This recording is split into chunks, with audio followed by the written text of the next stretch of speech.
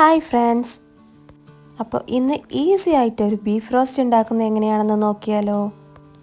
Beef roast ഉണ്ടാക്കാനായി ഞാൻ beef ഇവിടെ കഴുകി വൃത്തിയാക്കി വെച്ചിട്ടുണ്ട്. 1.5 കിലോ ബീഫാണ് ഞാൻ ഇതിനായിട്ട് യൂസ് ചെയ്യുന്നത്. അപ്പോൾ അതിന് വേണ്ട ബാക്കിയുള്ള ഇൻഗ്രീഡിയൻസ് എന്തൊക്കെയാണെന്ന് നോക്കാം. 6 വലിയ സവാള നീളത്തിൽ കട്ട് ചെയ്തത്, 2 വലിയ തക്കാളി, ഇഞ്ചി വെളുത്തുള്ളി പച്ചമുളക് പേസ്റ്റ് ഏകദേശം ഒരു 4 ടേബിൾ സ്പൂൺ, ചെറിയ ഉള്ളി 10 എണ്ണം, കറിവേപ്പില, 6 ടേബിൾ സ്പൂൺ മല്ലിപ്പൊടി, 2 ടേബിൾ സ്പൂൺ മുളക് പൊടി, ഉപ്പും മഞ്ഞൾപ്പൊടിയും ആവശ്യത്തിന്, നല്ല ജീരകം പെരുംജീരകം പൊടിച്ചത് 1/2 ടീസ്പൂൺ വീതം, പിന്നെ 1 ടീസ്പൂൺ ഗരം മസാല. അപ്പം നമുക്കിത് എങ്ങനെയാണ് ഉണ്ടാക്കുന്നതെന്ന് നോക്കിയാലോ. ആദ്യം ഒരു കുക്കർ എടുത്ത് നമ്മൾ കഴുകി വൃത്തിയാക്കി വെച്ചിട്ടുള്ള ബീഫ് അതിലേക്ക് ഇട്ട് കൊടുക്കുക.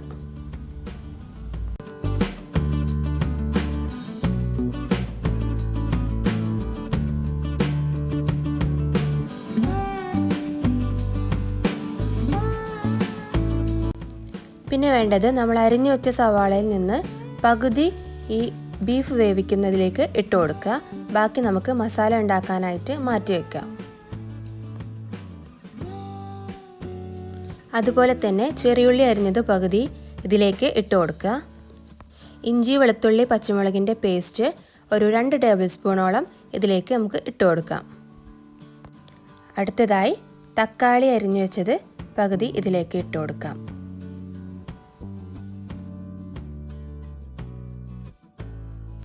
പിന്നെ വേണ്ടത് 6 ടേബിൾ സ്പൂൺ മല്ലിപ്പൊടിയാണ്.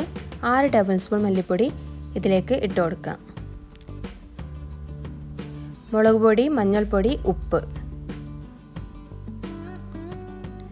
നല്ല ജീരകം പൊടിച്ചത് ആവശ്യത്തിന് ഇട്ട് കൊടുക്കുക. പെരുംജീരകം, അതുപോലെ തന്നെ ഗരം മസാല.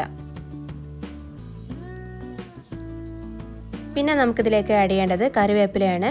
അതും കൂടെ ഇട്ട് നമുക്ക് കൈ കൊണ്ട് തന്നെ നന്നായി മിക്സ് ചെയ്ത് കൊടുക്കാം.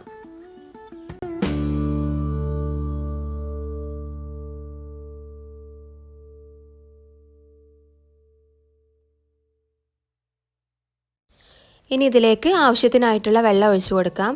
ഞാനിവിടെ കുറച്ച് ഗ്രേവിയിലാണ് കറി വെക്കുന്നത്, അതുകൊണ്ട് ആവശ്യത്തിനായിട്ട് 1 ഗ്ലാസ് വെള്ളം ഒഴിച്ചു കൊടുക്കുന്നുണ്ട്. നിങ്ങൾക്ക് അധികം ഗ്രേവി വേണ്ട എന്നുണ്ടെങ്കിൽ വെള്ളത്തിൻ്റെ അളവ് കുറയ്ക്കാം. കാരണം ബീഫിൽ നിന്ന് വെള്ളം കുക്ക് ചെയ്യുന്ന സമയത്ത് നന്നായി ഇറങ്ങി വരും.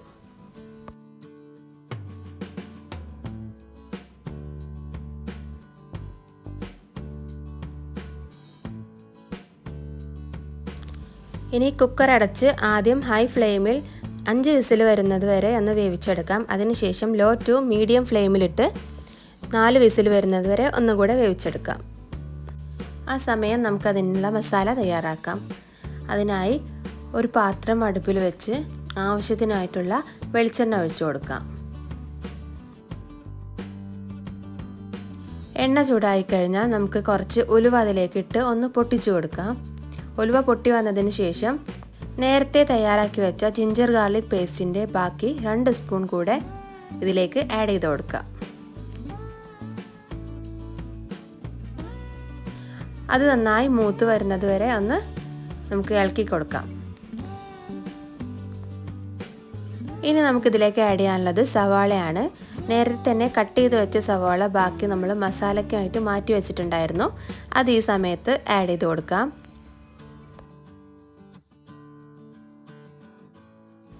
ഒപ്പം തന്നെ ബാക്കിയുള്ള ചെറിയുള്ളി കൂടെ ഇതിലേക്ക് ആഡ് ചെയ്ത് നന്നായി വഴറ്റി കൊടുക്കാം. സവാളയും ചെറിയുള്ളിയും നന്നായി വാടിക്കിട്ടണം.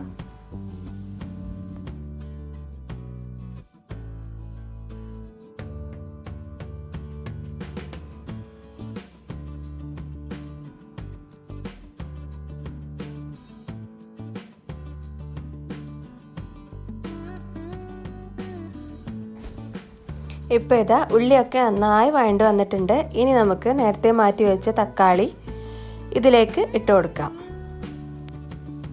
എന്നിട്ട് നന്നായി ഒന്ന് മിക്സ് ചെയ്ത് കൊടുക്കാം. തക്കാളി നന്നായി വെന്തുടഞ്ഞ് വരണം, അതുവരെ മിക്സ് ചെയ്ത് കൊടുക്കാം.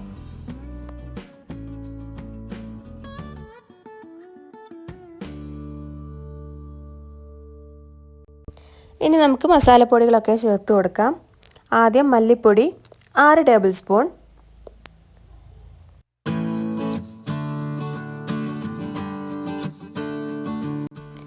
മല്ലിപ്പൊടി നന്നായി റോസ്റ്റ് ചെയ്തെടുക്കണം. അതിൻ്റെ മസാലക്കുത്തൊക്കെ പോകുന്നത് വരെ നന്നായി റോസ്റ്റ് ചെയ്ത് കൊടുക്കാം.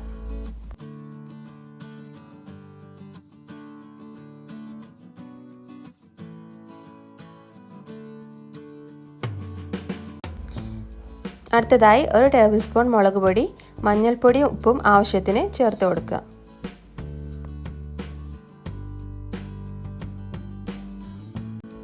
ഇനി ഈ മസാലകളെല്ലാം നന്നായി മിക്സ് ചെയ്ത് കൊടുക്കാം.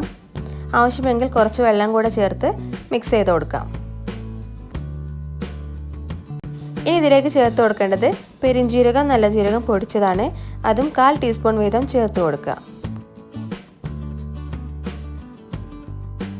അതിനുശേഷം കുരുമുളക് പൊടി 1 ടീസ്പൂൺ, പിന്നെ കറിവേപ്പില, ഇതെല്ലാം ചേർത്ത് നന്നായി ഒന്നുകൂടെ മിക്സ് ചെയ്ത് കൊടുക്കാം.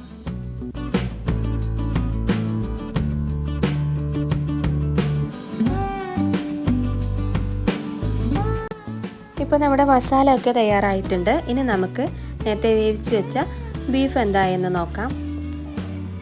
കുക്കറിലെ പ്രഷർ മുഴുവൻ പോയതിന് ശേഷം വേണം തുറന്ന് നോക്കാൻ.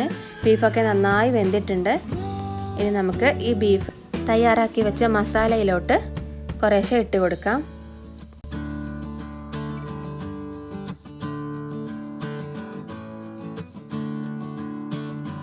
ഞാൻ കുറച്ച് ഗ്രേവിയിലാണ് ഈ കറി തയ്യാറാക്കിയിട്ടുള്ളത്.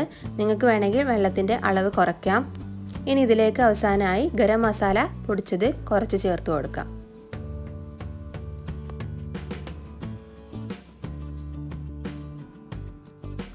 അത് നന്നായി മിക്സ് ചെയ്തതിന് ശേഷം നമുക്ക് കറി കുറച്ച് നേരം ചെറിയ തീയിലിട്ട് അടച്ചു വെച്ച് കുക്ക് ചെയ്തെടുക്കാം.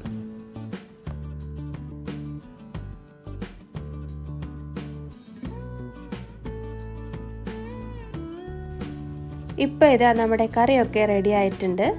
ഇനി നമുക്ക് ഇതിലേക്ക് കുറച്ച് മല്ലിയില കൂടി ആഡ് ചെയ്ത് ഫ്ലെയിം ഓഫ് ചെയ്ത് കൊടുക്കാം.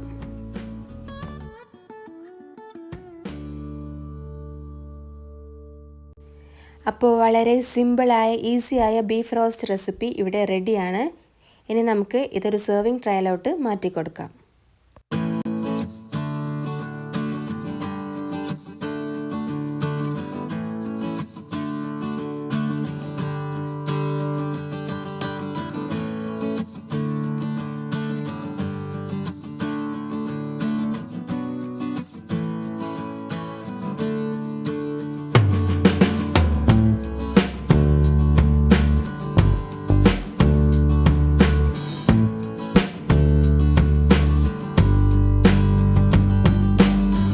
അപ്പോൾ ഇന്നത്തെ വീഡിയോ എല്ലാവർക്കും ഇഷ്ടമായെന്ന് കരുതുന്നു.